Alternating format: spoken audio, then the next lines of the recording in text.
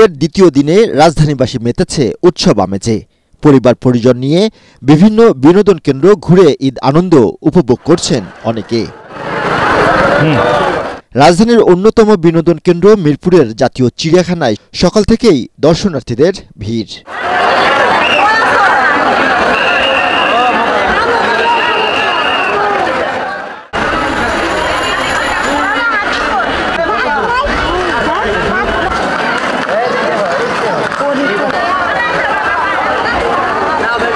নিজ সন্তান কিংবা আত্মীয় স্বজনকে নিয়ে অনেকেই এসেছেন এখানে।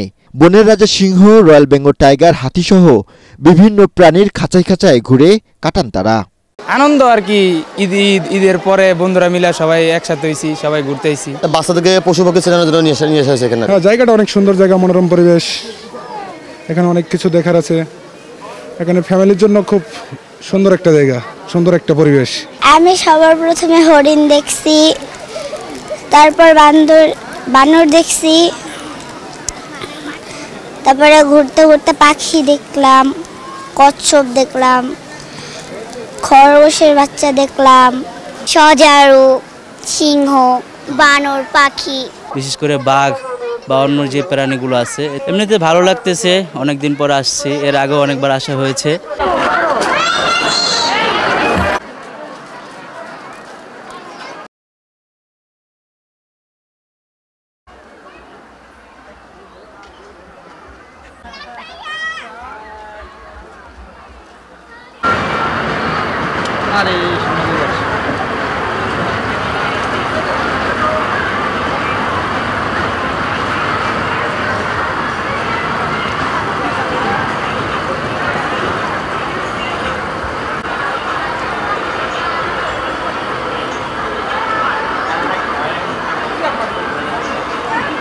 দর্শনার্থীদের নিরাপত্তায় বিশেষ ব্যবস্থা নেওয়া হয়েছে বলে জানান চিড়িয়াখানার এই কিউরেটর।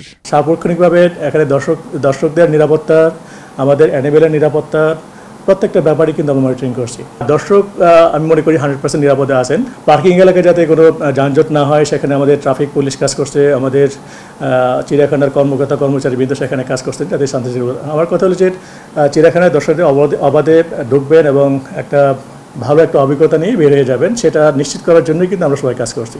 আমাদের আভ্যন্তরীণ যে শান্তি শৃঙ্খলা কমিটি আছে তারা সেগুলো মনিটরিং করছেন, কোনোভাবে যাতে কোনো দর্শনার্থী কোনো হয়রানির শিকার না হন, কোনো পকেটমার, এপ্রিজিং বা অন্য কোনোভাবে হয়রানি না হয় সেই ব্যাপারে কিন্তু আমরা লক্ষ্য করছি। যদি আমরা অটোমেশনে যেতে পারি যে আমরা টিকিটটা একটা দিনের জন্য নির্দিষ্ট করে দেবো যে আজকের দিন যদি এত হাজার টিকিট থাকবে আর বেশি আমরা পরবর্তীতে আসবে তারা, তাইলে কিন্তু সেই জিনিসটা নিয়ন্ত্রণ করা সম্ভব ছিল। আমরা সেদিকে আগাচ্ছি।